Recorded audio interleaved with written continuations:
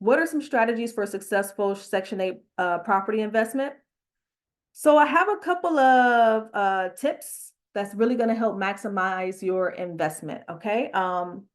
You definitely want to do some due diligence, and I have videos on this already. Just take a look. I'll show you exactly how I do my due diligence. I don't hide that part at all.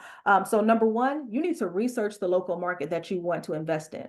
There is a reason we are in the certain demographic, the certain geographical area that we're in, because we did the market research and it showed, hey, we can buy houses really inexpensively. For whatever reason, the rents are still extremely high. There's lots of people with vouchers, Section 8 vouchers, but very little supply. So we were very specific and scientific in how we figured out our market. And I would suggest you do the same thing.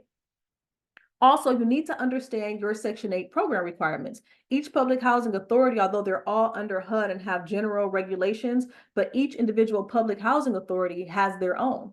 That's why I mentioned in another video, I've been working with our public housing authority since I was in high school. I was like 13 years old. I'm much older now, so I have over 20, 25 years experience working with this public housing authority. So I know exactly what they're looking for, and you need to know exactly what they're looking for in terms of compliance, in terms of the high quality standards. You really need to educate yourself on that. And then you really want to carefully evaluate the potential properties. You really want to spend time doing deal analysis, because remember, this is investing. If you're new to investing, you have to know we do not buy houses, we buy deals, we buy numbers, okay? We buy math. We're not in, I don't care that, oh, the windows are so nice. And I like, no, no, no, no. You know what I care about? The cash flow. I care about when am I gonna be able to refi out and pay my partners back. I care about the longevity of how long we'll be able to keep this property, and over 30 years, how much money we're gonna make from it. That is my job to think of that. All right. Also, some tips for successful Section 8 property investments is you really want to have great relationships and maintain open communication, not only with the public housing authority, but also with like government or charity organizations, with the community, with local legislators. You really want to have those relationships. And I know a lot of people choose to partner with me because you have to remember, I'm a fourth generation investor. My great grandparents were real estate investors in that same city. People see pictures all the time of me with the mayors and the legislators. I serve on a very prestigious board of directors. So those relationships are everything. I mean, working with government organizations can be a very slow process, but when you have the right relationships, you tend to get your foot in the door where you need to. I like being on first name basis with people. I like being able to walk into the office and everybody's like, Ashley, what's up? How the kids doing? Where y'all been? Blah. I love it. Okay. Um, and then you want to stay informed. You really need to be informed and stay up to date on like the different changes to regulations for Section 8. What are the market trends telling us? What are some of the best practices in property management? Because even if you're not going to self-manage, which if you partner with me, we are not self-managing, we are giving that to property management, you still need to be in charge of your portfolio and keeping your eye on it. So we know, like, for instance, the housing quality standards in our demographic changed, I want to say about 2 years ago, and they had some new guidelines for paint. Okay, we were ahead of the game with that because we have relationships, because we have open communication, because we stay abreast on the new trends and what's happening and going on. We were ready for it. We weren't caught off guard. All right, cool. Let's make these changes. And so as they rolled out, we were ready to go. We would not have known that had we not continued to educate ourselves and to really nurture relationships. Whew. Okay. I think we just got a few more. Oh man, hang in there. Let me check the time. I know sometimes I can go over a little bit. Okay, I think we're good. I think we're good. Okay, let's see. It says, how can I find Section 8 investment properties? Oh, there's so many ways you can find Section 8 investment properties. Number one, you can work with real estate agents. Some real estate agents specialize in Section 8 properties.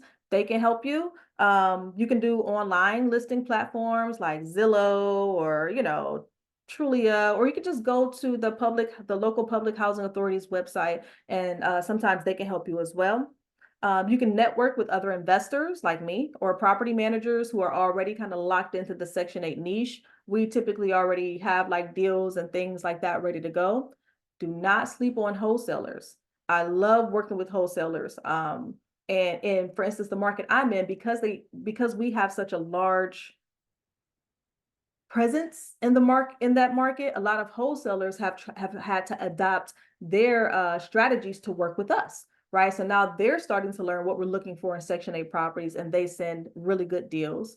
Um, let's see, other ways to find properties, landlords, right? Other landlords of Section 8 properties. Like for instance, sometimes like some of my mentors and things like that, when they're ready to retire and they want to like kind of get rid of their portfolio, a lot of them, they already have Section 8 tenants in there. They already have passed inspection. It's already cash flowing. So those are some great places to find Section 8 properties. But again, if you're partnering with me, I already handle that. I find the properties, I do all of it. Okay, people want to know about financing. How can you finance a Section 8 investment?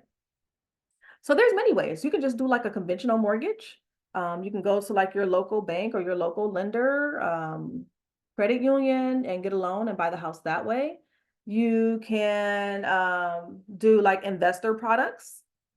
For instance, DSCR loans are pretty popular for rental properties. The thing about that is you're really going to have to inform yourself on pro forma rents and, really understand the benefits and how you can prove that that house is going to be making enough money to cover the loan. You can do private lenders, you can seek out private money. We do that sometimes. A lot of times I just go ahead and use a lender because we really like the refi out. When we refi out, we can pay our partners out like literally within 4 to 6 months.